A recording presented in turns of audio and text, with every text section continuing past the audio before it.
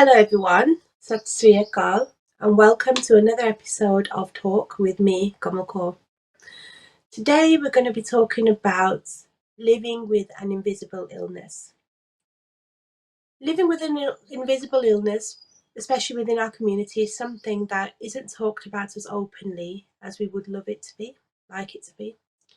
And those people who are talking about it are using the power and harnessing the power of social media and networking to really get their voices heard. One lady in our community who's doing an incredible job, not only living daily with her invisible illness, but also using her voice to let people know what it is like living with an invisible illness, is SIKH. So welcome to the show, SIKH. SIKH everybody. Thank you very much for having me. So as Cam introduced myself, I'm SIKH. I'm based in Slough, and in my day-to-day job, I work in telecoms in a sales operations position. But alongside that, I'd say my other job is being an advocate for disabilities and mental health. It's something that's become a passion of mine, not just because I've had to advocate for myself, but also because I see a lot of injustice, not just with myself, but with other people with disabilities. And it's become a need to advocate. And it's something I am super passionate about now. And I believe, if we all kind of rally together, we can make a change to break stigmas around disabilities and mental health. So let's go back to basics. So what does the term invisible illness mean for those people who don't know? Yeah, so it's an illness that doesn't portray or exhibit any obvious external symptoms. So a person with an invisible disability isn't visibly disabled. Some of the symptoms that are invisible to normal people are things like dizziness, fatigue, nausea. Those are the kind of common symptoms. However, a lot of these symptoms that invisible illness carries, they are quite debilitating to one's mental health. So people with invisible illnesses often suffer with mental health issues as well. I personally have those issues myself. So tell us more about the condition that you have, Sim, from your diagnosis to how you live your day-to-day life now. I know you've mentioned chronic fatigue and dizziness and the nausea. What is it like for you to deal with? So I have multiple chronic illnesses, and it's a combination of mental health issues as well as chronic illnesses. So I've suffered with depression, anxiety, and PTSD. Those are kind of like under the mental health umbrella. And then in terms of like the chronic illnesses, the main one that has impacted my life is fibromyalgia. I've got sleep apnea and IBS as well. There are some other illnesses that I don't wish to yet disclose. And then there are some tests that I'm undergoing with potential other illnesses, but that's another story that I'll be sharing later. Um, Fibromyalgia is the illness that has impacted my life in a big way. And when I say it's impacted my life, it's not an easy illness to describe, because it's not just one element to the illness. You've got chronic, and it's widespread musculoskeletal pain. So it's pain across the whole body, 24/7. But alongside the pain, there's a whole heap of symptoms, and apparently there's about 200 symptoms that come with the illness. And I say apparently because I haven't suffered with all 200 of them. I'm sure at some point I will, God forbid. But a lot of the symptoms that I mentioned earlier, chronic fatigue, nausea, dizziness, those I have personally suffered with myself. In fact, chronic fatigue is a big part of the illness. So when people talk about being tired, when I say I'm tired, it's not just because I haven't, had a full 8 hours sleep. I may have had the 8 hours sleep, but that just isn't enough for people that suffer with chronic fatigue. It's the constant feeling of being tired. Mm-hmm. And that's quite debilitating. You know, every single day is unpredictable with the illness because of the symptoms. The pain is easy to manage. I say easy to manage, but it's because you know it's there, you adapt to it in the best way Yeah, yeah, possible. exactly. You have days that are high pain days, and when I say high pain, it's days that you may not be able to do like multiple things. Um, you know, you may struggle getting out of bed, or you may struggle doing day to day tasks. But then on the flip side of that, you've got low pain days. So days the pain is still there because it's there all the time, but it's more manageable. So you can do day to day activities. You know, you can go out for the day. Mm-hmm. Um, but with the flip side, with any chronic pain related illness, is you have to really pace yourself and be careful how much you are doing because it can come back and bite you. Like resting has become a big part of my life in particular. So Mm-hmm. if I'm out for the whole day, for example, I know then when I come home, I've got to take it easy. I've got to rest. Yes. I potentially may not be able to do anything for the next couple of days. You know, so Mm-hmm. it really is all about pacing yourself on a daily basis. Um, and just kind of knowing what works for you and what doesn't, you know, everything in terms of medication to holistic therapies to alternative therapies, you know, it's all Mm-hmm. trial and error. What works for one person doesn't necessarily work for another, and you've But just got to yeah, try to see yeah. what works for you. Mm-hmm. That's what I mean.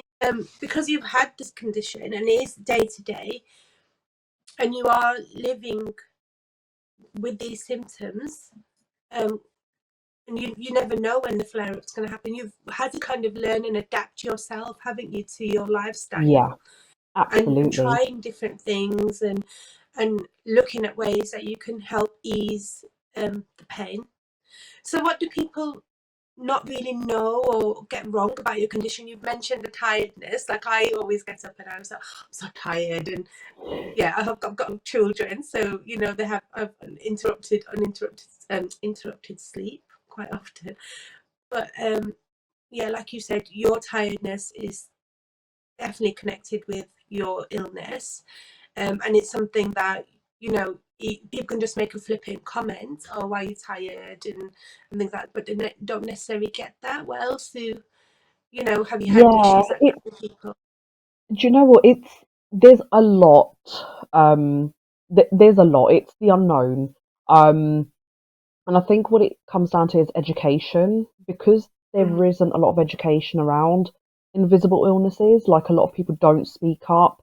A lot of people just kind of think, oh, you know, if I tell people, it's too many questions that I have to deal with because people judge too much.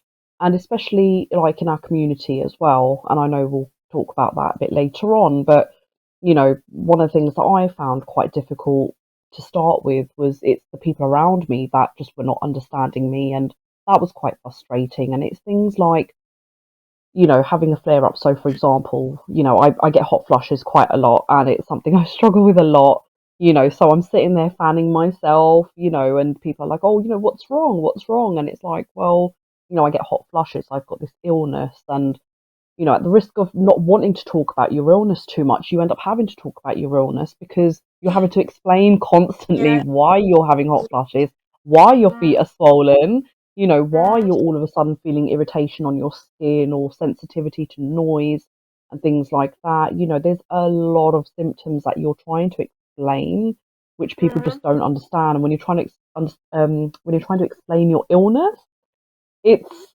especially one that's quite complicated. yeah. It's just something that people are just never going to understand. But that's why I'm advocating for myself that people can understand, you know, and they can have an insight into Mm, my life, you know. But also, I just think the people that are around you, it doesn't take a lot for them to notice that a lot of the symptoms they aren't really invisible. So if you pay attention to people close enough, a lot of symptoms aren't actually invisible. It all depends on whether you have the willingness to want to learn and to accept. what somebody's going through. And unfortunately, a lot of people are probably naive to that. And also, in some cases, some people are ignorant to that fact as well. Yeah, They just and don't just want not as to. sensitive, I suppose. Yeah, not, Yeah. they like you said, quite judgmental. People can be quite judgmental because they just don't understand. And going back, education is key, and the work that Mhm. you're doing is helping to kind of break down those barriers a lot. So, how do you use then social media then to get your message across? That's a very good question. I didn't even know I was going to be using social media for this Mm. purpose. It's something that I decided to embark on 2 years ago, so coming up to 2 years. I had just been diagnosed with fibromyalgia after about a year of not knowing what was wrong with myself. Oh dear. And Okay. yeah, it was a really, really tough journey. And with a lot of invisible illnesses, a lot of people don't get their diagnosis for years. It can take Mm. years. In some cases, it's not even the case of weeks or months. It is very much years because the problem is we get told with some of these invisible illnesses that it's in your head, that you may be making up symptoms. And this is not just from people that know you or don't know you, it is medical professionals, unfortunately, Yes. as well, just because again, that education isn't there. It's not talked about enough. And a lot of these symptoms, they mirror other illnesses or other ailments and things like that. So it's very, very difficult. And then, of course, some of these things, they could be deemed a side effect to medications or something. There's an answer for everything, basically, when you talk to, Mm. doctors. And I'm not slating doctors or anything like that. It's just personal experience that, we go through as patients. Um, but in terms of raising awareness, that's something that I really wanted to do because I didn't know what fibromyalgia was before I was diagnosed and how much it was impacting my life. And it had only just been 2 months, in my diagnosis. And I thought, wow, this is not something that is normal. And I just kind of Mhm. wanted to share my experience and start talking about my journey just to help other people. Um, and also, being Sikh Punjabi, we don't talk about a lot of things in our culture, and it's something that was really bugging me because I thought I want to be able to talk to somebody. I want to have somebody that I can talk to who's also Sikh Punjabi that has gone through That's it. this or is going through this Yeah. that can relate to my experience or that I can Mhm. get advice from or you know basically do duk sukh with. Yeah. But I just didn't know anybody that was brown that I could talk Yeah. to. So I thought, you know what? Let me just kind of see what happens. Social media is a very big, powerful thing. It has its ups and downs for sure. But for me, I thought I've got to at least try. Mhm. So I opened up an Instagram page just solely for my fibro journey. And it started off quite well, and I'm very real and raw in my journey and my posts. I don't sugarcoat anything. I don't portray something that isn't real. Yeah. I don't even and this sounds really silly, but when you're talking about your journey and obviously how and my illness in particular impacts me, there were days that I really battled with what I wanted to share in terms of, I had a photo that I wanted to put up, but I didn't even have my hair combed. I had no makeup on. I really wasn't well, and I thought, I need to put this picture up just to show people that this is the Yeah. downside of the illness. So, with invisible illnesses, to people, one looks completely fine. When you've got makeup on and you've got your hair done, like right now, people will look at me and think, Yeah. it's a Jangiba Leah, she's Mm. absolutely fine. But you don't know what I'm struggling with internally and what my day to day life looks like. So, Mm. for me to share my journey and raise awareness, I really had to be true to myself and as authentic as possible to share the downright raw and real images even of Mm. myself. So yeah, there are a lot of makeupless selfies that I share and talking about pain, which again can be a little bit demotivating. When you're in pain, the last thing you want to do is talk about pain. But then also with social media sometimes, it can have a bit of a negative impact as well. So, the pressure to keep up with posting and interacting and engaging, and with fibromyalgia and some other illnesses as well, you have to be quite careful with how much time you're spending doing certain things, because we suffer with low energy, concentration issues, focus issues. Mm, So yeah, as much as I love being on social media to raise awareness, at the same time I really have to rein it in and exactly. take Put your breaks health regularly. first. Exactly. Yeah, absolutely. Health is paramount. So yeah, 2 years onto my journey, and it's still relatively new. I've still got a very long way to go in my advocacy journey, but I just think we have to start the conversation somewhere. We have to educate people, Mm, because a mm, big part of awareness comes down to educating people. yeah, Um, and, I just think if we can all kind of come together to want to learn and listen to what an advocate is saying, I think the world will be a better place. exactly. No, I completely agree. And I love the content that you put out on your Instagram page. Thank you. Do you just want to tell the viewers and give everyone the handle? And we'll have it up on the screen as well. Thank you. So I am on Facebook and Instagram, and the Insta handle is fabulously chronic sim, and Mm, it's something that has become a baby project of mine, to grow. I recently went through a rebrand, and it's something that I just want to take to another level now, in terms of awareness and just getting myself out there. Not mm. necessarily to be recognized. That's not what you start off doing when you're raising awareness when it comes to illnesses. But then at the same time, actually, yes, I do want to get my name out there. I do want to become a brand name, because I want to take my advocacy to another level. I want people to know what I'm advocating about, Mm. and why I'm so passionate about what I'm doing. So, like you said, education is really important. And when you do speak to medical professionals from other backgrounds, they won't necessarily get to the roots of the actual issues that you're trying to tell them about. They want kind of understand our traditions and our ways and our community as well. And then that all links back to mental health. So then you're caught in a cycle, and what you're doing is you're breaking that cycle and putting yourself there in the middle for other people, and as well as you're using this as a way to show your day-to-day life and keeping it so real and raw, which is so incredibly refreshing, I think. But if we always say, don't we, between ourselves, that if you can't see somebody doing something, you be that change yourself, and that's what you're doing. Thank So you. as well as, again, yeah, you've got a really demanding job, and you're doing your day to day. I know you're an ambassador for two really strong organisations.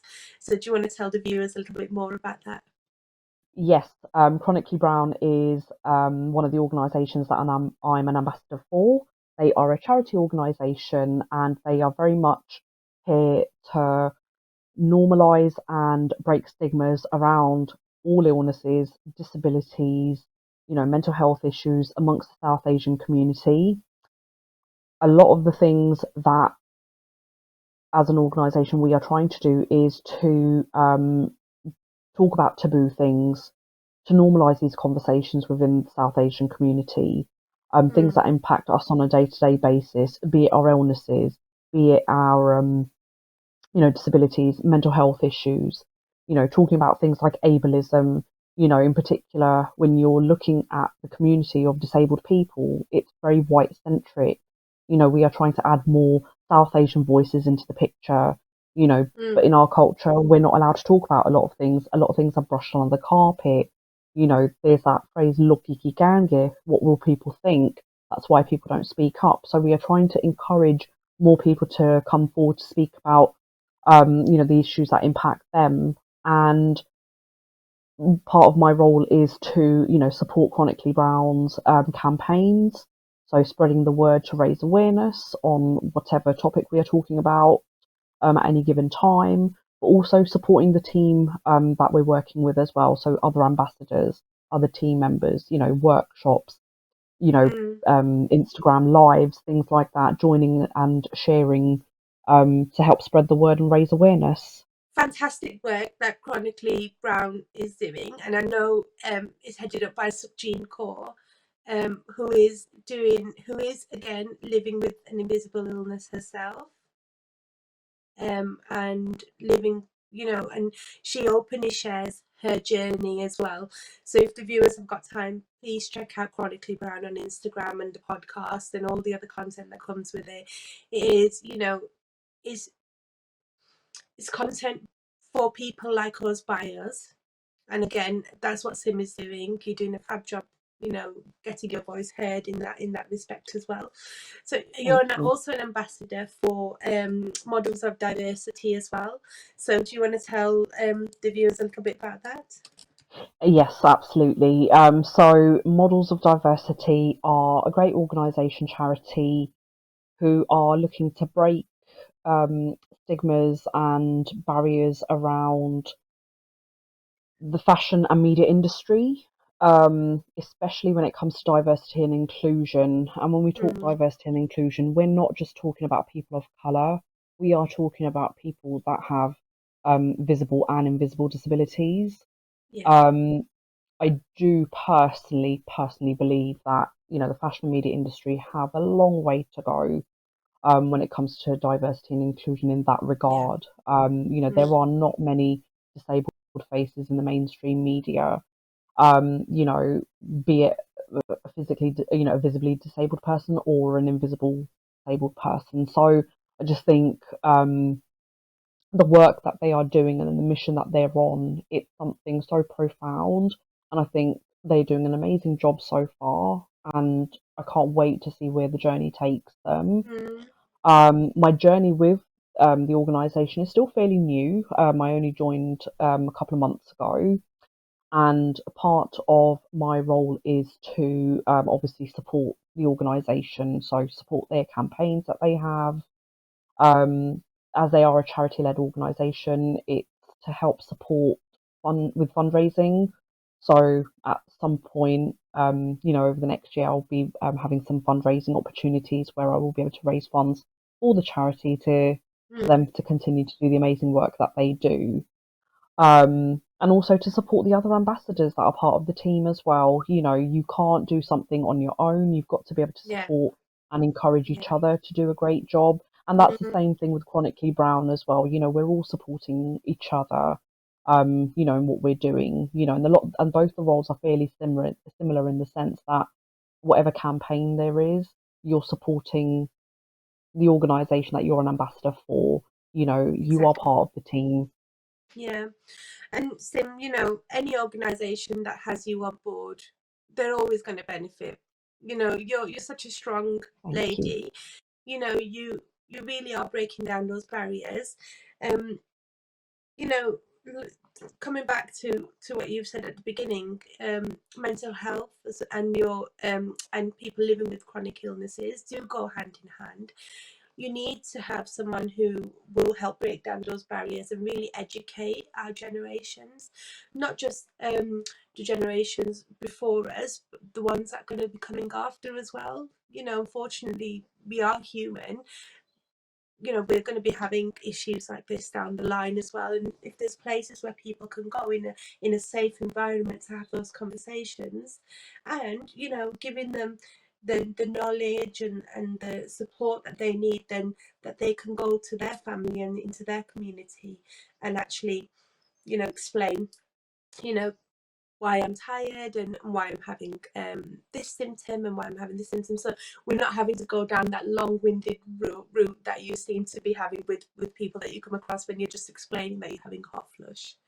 You're feeling that you just have to justify a bit more and tell them more about your condition, whereas we want to get to that point where you're going through something and people just understand straight away in a sensitive way. I know Yeah. it's going to take a long time for that to happen. I think it's really important to connect with people of the same background, like you said, from a medical point of view.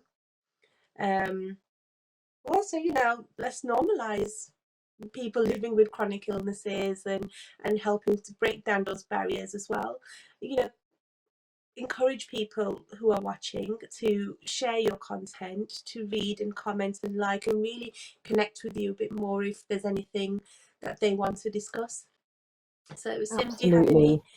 do you want to summarize towards the end? Thank you very much for having me on. It's been a pleasure. And I would just say that um,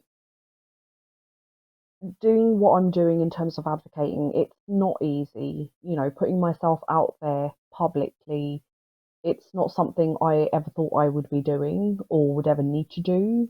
It's because it became a need, but it's now become something that it's necessary. And I do firmly believe that it takes one person to speak out for us to be a step closer to change. And I'm here to be that change. In whatever way I can make a change, I'm here for it. You know, Mm, like I said, I'm very new in my advocacy journey still. You know, I've got a long way to go and I'm learning about my own illnesses as I'm going along. You know, it's my own personal journey. I'm not professional. However, you know, I'm working with the likes of chronically brown, and you know, I'm seeking support of other people within the community who've got invisible illnesses, people that mm, have had years of dilemmas that they're dealing with, and you know, I'm seeking support from the right people, professionals as well, in my own journey to help myself, and also to help other people as well. And in terms of mental health, I've recently completed level one mental health awareness, and I will soon be brilliant. completing level two to become a first aider. So, Mm, from a community perspective, you know, being a qualified first aider for mental health, it's something that is also a passion of mine because I just think mental health isn't talked about enough. You know, in mm, 2022, you know, we yeah, still have a big I stigma agree. around mental health. And I just think, you know, the more we talk about these um, taboo topics, you know, disabilities, Mm, illnesses, medicine, mental health, you know, I yeah, think that's where we can start normalizing conversations. But we do still have a yeah, very long way to go. But as a community, as a South Asian community, we need to join forces to do this together. that's it. Exactly. Working together as a community, you know, and just being a bit more sensitive to other people, just being kind to one another. That's probably the best thing message we can get out today as well. It's Absolutely. just being kind. You know, you don't know what anyone else is dealing with. Be that change if you can't see it. So, Sim, you are an incredibly busy lady. After hearing all that, I think I need to go for a lie down. But yeah, you're involved in some great change. And I wish you all the best. And we will still Thank be you very much. connecting, and I'll still be looking out for all your content that you put across, because it is just so refreshing to see, you know, another Sikh Punjabi lady sharing her story. And we need to get our voices heard. So thank you so much for your time. Um, and just giving us a little snippet of your day-to-day life and the work that you're doing. But it's been incredible talking to you. So thank Thank you you. very much, Cam. I've really enjoyed being on today. Thank you for having me. And just to finish off, if anybody would like to connect, I did share my Mm, social media pages. You know, feel free to follow. Please do like, share, you know, spread the yes, word about, you know, my work and exactly. what I'm doing. It would Mm, mean very much to me. And likewise, if anybody would like to connect with me, to work with me on any projects, please feel free to get in touch via the contact options on my yeah, pages. Thank you very much. perfect. Sat Lovely speaking to you. Sastregard. Bye. Thank you.